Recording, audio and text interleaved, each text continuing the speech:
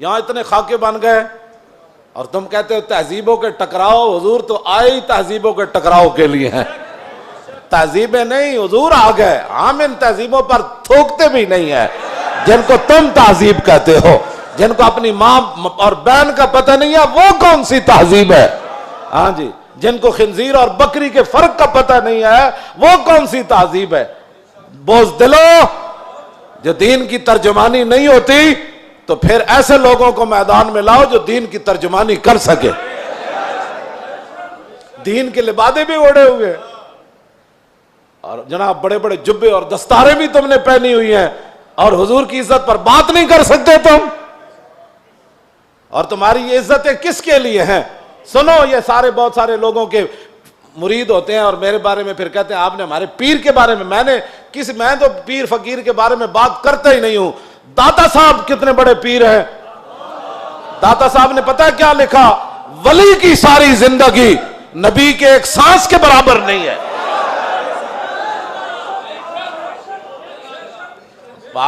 صرف نبی کے امام الانبیاء کے تو خلق سے اولیاء. یہ داتا صاحب کشف المحجوب وچ لکھی گل ہن گل کرو تسی. جدوں حضور دی عزت دی گل آوے تے پھر کھڑا کوئی نہ ہوئے پھر وہ پیر ہے. تے پھر اپنی جاناں بچائے تے اپنے جناب ادارے بچائے تے اپنے خانقاہاں بچائے.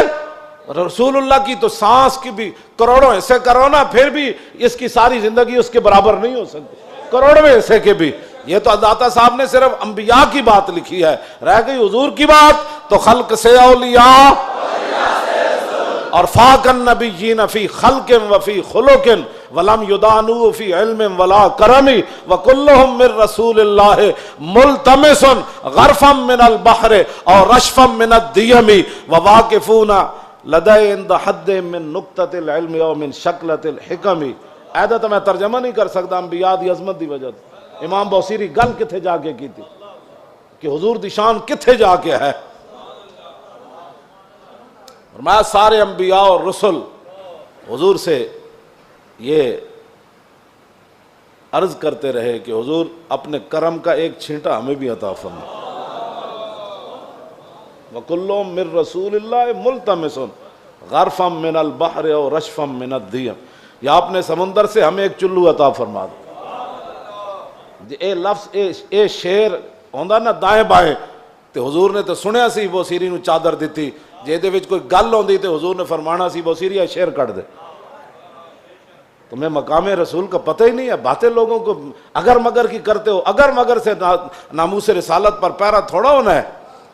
اگر مگر سے پیرا نہیں ہونا. پیرا رسول اللہ کی عزت کا ایسے ہی ہونا ہے جیسے صدیق اکبر نے پیرا دیا، جیسے فاروق اعظم نے پیرا دیا. باقی رہ گیا حضور کا جلال. تو وہ میں آپ کو پڑھ کے سنا دیتا ہوں کہ حضور کا جلال کیا تھا. مولا علی راوی ہیں اس کے.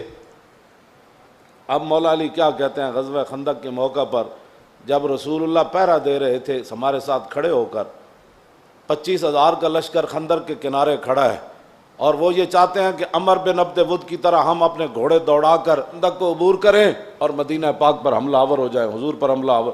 حضور خود پھر تلوار پکڑ کے کھڑے ہو گئے. اور جب رسول اللہ بھی کھڑے تھے وہاں تو سورج غروب ہو گیا. حضور کی ظہر کی نماز بھی قضا ہو گئی. جب عصر کی نماز قضا ہو گئی تو محبوب، یہ بھی حضور کی رحمت للعالمین بھی ہے، یہ بھی خلق عظیم ہے. تم نے کون سا خلق عظیم کی مثالیں دیتے ہو؟ مائی کوڑا پھینکتی تھی اور تم یہ باتیں لوگوں کو سکھاتے ہو فلاں کو معاف کر دیا. وہ حضور کا اپنا حق تھا معاف کیا. امتی کو حق نہیں بنتا کہ وہ حضور کی طرف سے خود منصف بن کے لوگوں کو معاف کرتا رہے. یہ قیامت کو فیصلے ہوں گے کہ رسول اللہ نے کس کو معاف کیا اور کس کو معاف نہیں فرمایا. ہم کون ہوتے ہیں حضور کے حق معاف کرنے والے؟ اب جب سورج غروب ہو گیا تو ذرا سنیں حضور کا دعائے جلال کیا تھی. یہ میں اس لیے سامنے پڑھ رہا ہوں تاکہ لوگوں کو پتہ چلے کہ بھائی جو ہم باتیں کرتے ہیں نا وہ غیرت والی باتیں لوگوں کو ہضم کیوں نہیں ہوتی. وہ چاہتے ہیں کہ فرانس حضور کے خاکے بھی بنائے اور ہم مذمت کر کے فارغ ہو جائیں، اور ان کے اندر اتنی غیرت ہو کہ ان کے صدر کے خلاف بات ہو تو وہ اپنا سفیر واپس بلا لیں. عالم تسا کی حضور دا کلمہ پڑھیا او 55 ملک ہو یا 56 ملک ہو، ایدا ایک جواب دیو تسا رسول اللہ دا کی کلمہ پڑھیا؟ صرف انہیں اتنی گل کی تھی یہ صدر دا دماغ خراب ہے، یہ صدر دا دماغ خراب ہے۔ اردگان اے گل کی تھی، انہوں نے غیرت آئی، انہوں نے اپنا سفیر بلا لیا تے رسول اللہ تے گھر دے بھی انہوں نے خاکے بنائے۔ تساں کی غیرت کی تھی؟ اور جڑے غیرت دا سی سبق دیندے ہاں، تسی فرانس دے خلاف مسیطہ تے حملے کرنے ہو، علماء دے تسی جلوس بند کیتے، نہیں جی اجازت نہیں ہے، حالات نہیں ٹھیک۔ اور کیڑے حالات اسی بنائے؟